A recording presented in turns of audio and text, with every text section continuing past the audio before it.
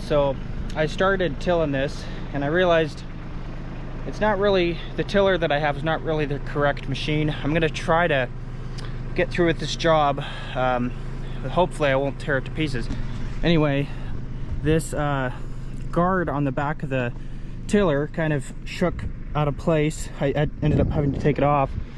The ground is slowly getting better. It's very rocky, as you can see. Let me show you all the rocks that are in the bucket here. But you know, there's a good 3 inches of decent soil. As you can see here, this is just a fraction of the rocks that have come out of here. If you look around, there's still a lot left.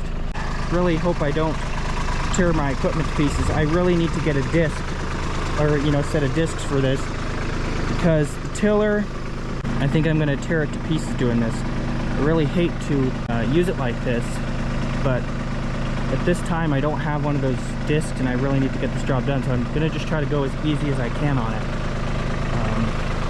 So I'm just gonna keep on going here and hopefully we'll be able to get this figured out. I found out there is a lot of rocks in here, so I'm gonna have some topsoil hauled in. We're gonna get a few truckloads of topsoil for this before I can actually plant the seed. Over on this area over here, I was able to find enough good soil that I tilled it. Yeah, it was pretty rocky, but I tilled it and it fluffed it up enough so that there's, you know, a good 3-4 inches of soil here. I planted, put some fertilizer down, and then I'm gonna go ahead and come back with the landscape rake over there and get this covered up.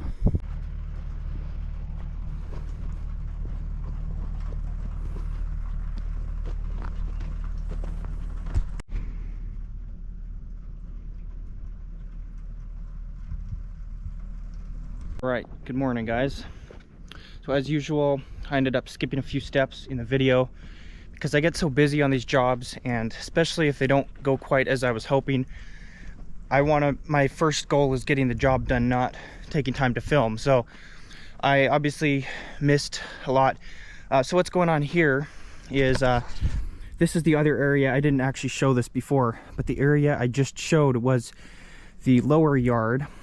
And see, this I was actually able to get planted. I ended up having to bring in my excavator and literally scrape and loosen the soil to get the big rocks out. Of course, there's a lot of rocks, and I could spend days and days working on getting the rocks out, but that is just not worth my time. So I got what I could yesterday. Like I said, I loosened up the soil, got at least some of the big rocks close to the surface out. This soil here is actually, besides being rocky, it's actually decent. It's, as you can see, it's pretty rich, but the area down there is not quite so good. It's way more rocky than this, and also with just a few hours of sunshine yesterday, it was bone dry, which was not a good sign for growing grass. So what we have here, I believe, will be some decent soil, even though it's still kind of clay soil. It's I think it still has enough nutrients. As you can see, this is very seems to be very rich. So we're just gonna see what this does. Like, I planted the grass seed, and I think what I'm gonna do here is, if it's still not coming up later in the year or in the fall, probably just overseed and then add more fertilizer. And if we don't get the grass we want right away, we'll just it'll end up being built over time. This job ended up being a lot more rocky than I was hoping. That's why I ended up bringing in the excavator. Here I was able to dig around and actually loosen the soil and get some of the rocks out, and the soil still seems to be decent. But down there, it's going to require a lot of topsoil, because just with a few hours of sun yesterday, even the soil is just bone dry. So if we're still in late March and it's getting dry, that's not going to be good, you know, come July or August. Client here is going to get some topsoil brought in, and then the company that's doing it actually is they do grass as well. They are going to have them do that section, and of course I did this and the lower hillside down there. So I guess it will have multi levels of grass. We'll just kind of see which one works. This had been hydroseeded in the past, but the reason I'm doing it now is because it never came up. I mean, it came up in really patchy areas and never amounted to very much. So the idea is that this time it will come up hopefully nice and lush and green.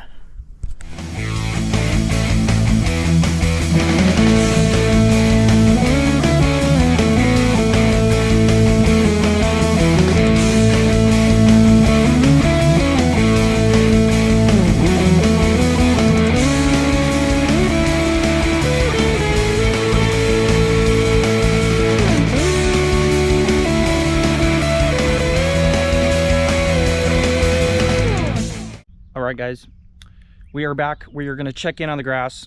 I've checked in on it multiple times off the camera, but it's finally to the place where I feel like it's worth showing you guys. I was looking back at my footage and I found out it was mid-March when I started this job. That's when we planted the soil and tilled everything, and it is now June 14th, and so we were about 3 months later. The grass has had a lot of time to establish the roots and finally grow up. So I'm going to go ahead and show you what the grass looks like. So this here is one of the areas that I planted. As you may remember, this was all bare dirt. It was all this clay type soil. As you can see, it's nothing great to speak of, but for the circumstances, this is what we got grass wise. Now, when the Hydroseed company came out before, the grass was struggling to be about this height, and it was even way more patchy than this. So I'm now convinced that the method that I have developed over my experience is worth looking into.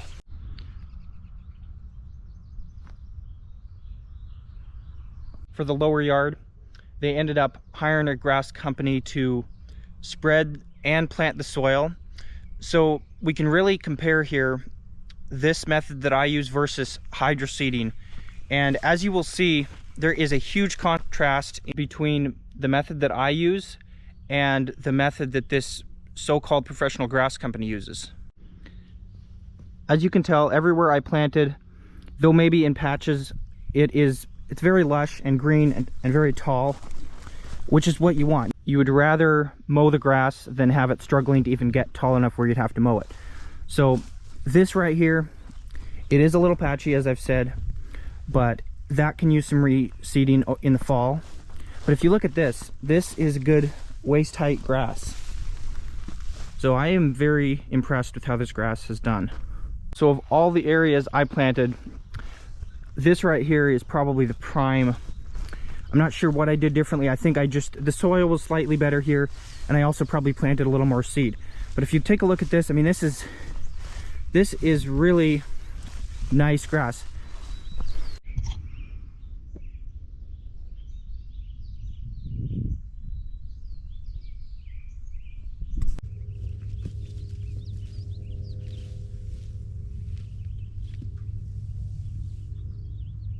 Now that I have shown you my method, Let's go ahead and take a look at the grass company's method and see how well it did.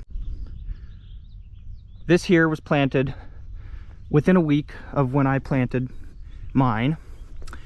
They came in, they put the soil down, hydroseeded over the top, they fertilized it, and it looks like crap, honestly. My grass is literally a couple hundred feet up that way and over that way. And this area here, you can totally see the contrast of the difference in grass.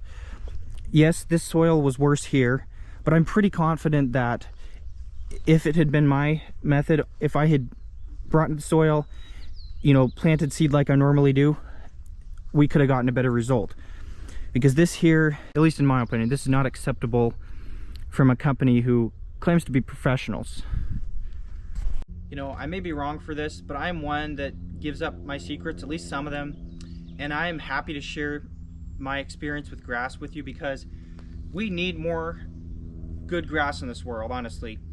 You know, I see so much brown grass and people that just don't take care of their properties, but having good grass is really an important part of owning and being a property owner. I hope that these tips have helped you in your feat of growing better grass. Granted, this is in Washington State. I don't know what this is going to do in, say, Wisconsin or wherever you are. This is just what has worked for me with the soil that I've grown up around, and so if you follow these tips, there may be little nuances for, like I said, for other places. The idea is that you start with the soil that's bad, maybe, and maybe it's hard as a rock and dry, but you come in with some sort of machinery and you first go over the top of it with an attachment that can really fluff up that soil and get it aerated. The next step is putting the seed down and fertilizer. That part is very important as well. Putting fertilizer down, and I would also put more seed than you think you need, because you saw the patches on some of this area. So you put the seed down along with fertilizer, then you come over the top with a rake or something like that to get the seed just under the soil. It doesn't need to be deep, but just enough that it's not going to blow away in the wind or be eaten by the birds or wash away in the water. So you want the seed not to be exposed. And then, of course, one of the most important things is water. You want it, ideally, spring or fall are the two best times to plant. This is what happened in the spring. You can see how well that did. I've also had success in the fall from my own experience. So either of those times will be really good. I really hope to see your lawn as green as this. Thank you all for watching, guys, and we will see you in the next video.